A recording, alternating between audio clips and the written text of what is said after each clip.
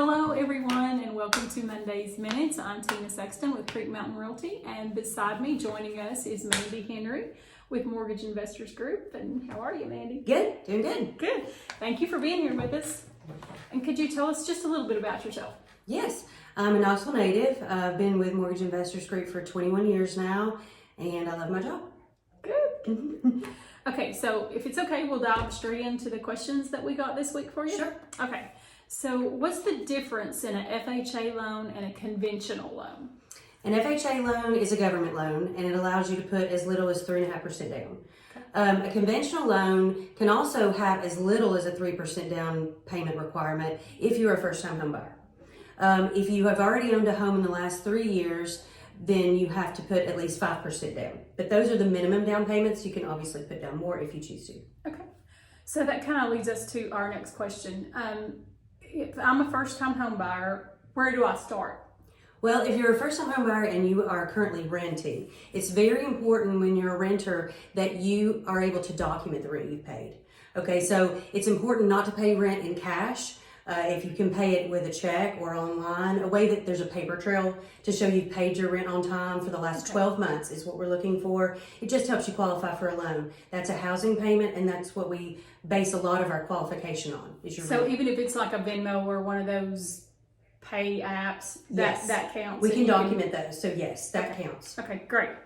Okay, so what are some ways that I could improve my credit score? If you're just starting out with credit, it's important to build credit, obviously. So I would encourage everybody to go online and pull a free credit report. You can do that once a year for free, and you can go on there and figure out if you have any collections that are outstanding. If you do have some that are yours, then make arrangements to get those paid off as quickly as you can. If you have things that are on your credit report that are not yours, it's very important that you dispute those and go directly to the creditor to do so. Have them turn that information into the credit bureaus if they're not yours. But if you're building credit and just starting out, on the positive side, it'd be a really good idea to have as many different types of trade lines as you can. So trade lines So I was going to say, explain trade lines to us. Trade lines means installment loans, credit cards, all different types of credit. Okay, so it's good to have a range of different types of credit or trade lines on your credit report. So an example of that would be to have like one car loan and maybe one credit card, or more than one credit card. We'd like to see at least 3 trade lines that have been paid on time for the last 12 months on your credit report, and that's also going to give you the best credit score you can get. If you're just starting out and you don't have credit, or you're trying to repair your credit, one of the fastest ways to improve the score is to open a credit card. And a lot of times, if you're trying to improve credit, they may not originally, when you ask for the credit card, open it. So if they won't allow you to open it at that time, you can do usually a deposit. And then that deposit amount you give them becomes your limit on the credit card. Kind of like a secured, you're Exactly securing right. it yourself. Exactly right. Okay.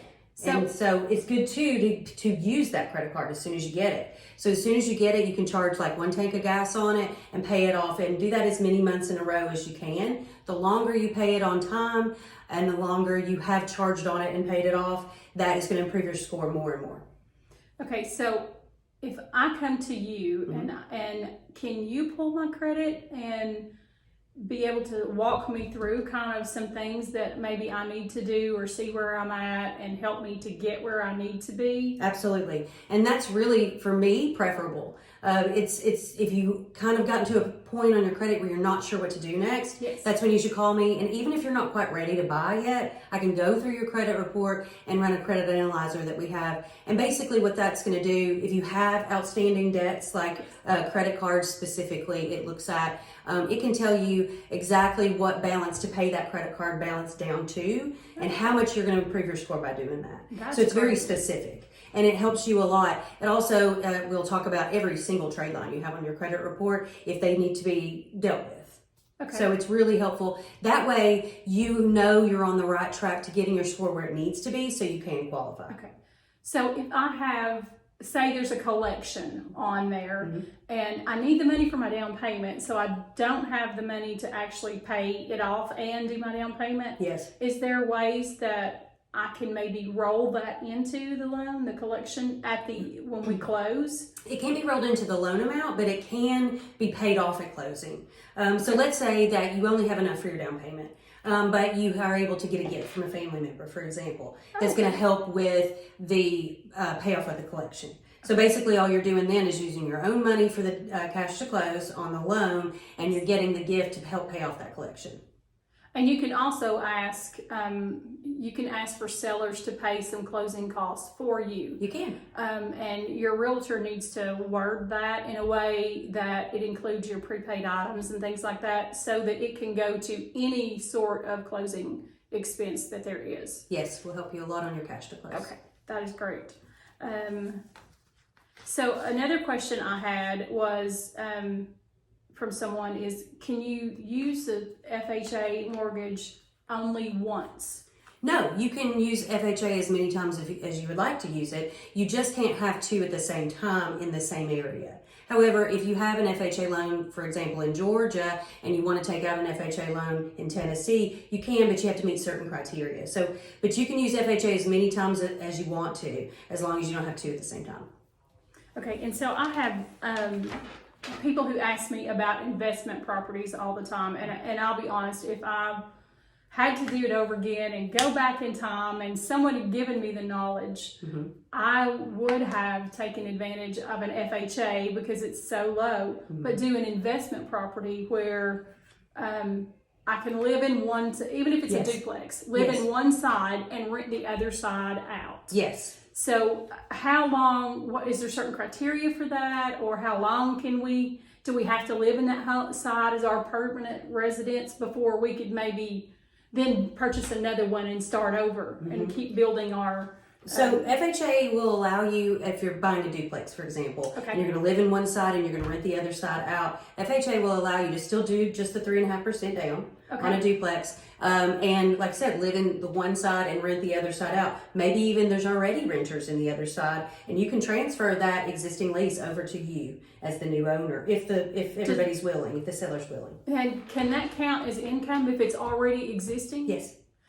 But that's great. Yes. So, but if you're doing this for the first time, and how long is it? Is it was it 2 years that you have to have the rental income before you can count it as your own personal income? It basically, we need to show it on tax returns with rental income. Okay. We're just talking about that today. If you have it on your Schedule E for 1 year, you're considered having experience as a landlord, and you're allowed to use it. But you're also allowed to use a lease, an existing lease or a new lease. But it has to be at least like a month old on a new lease. Okay. And the only reason it needs to be a month old is because we have to prove that you've received the damage deposit and the first month's rent and have deposited those checks.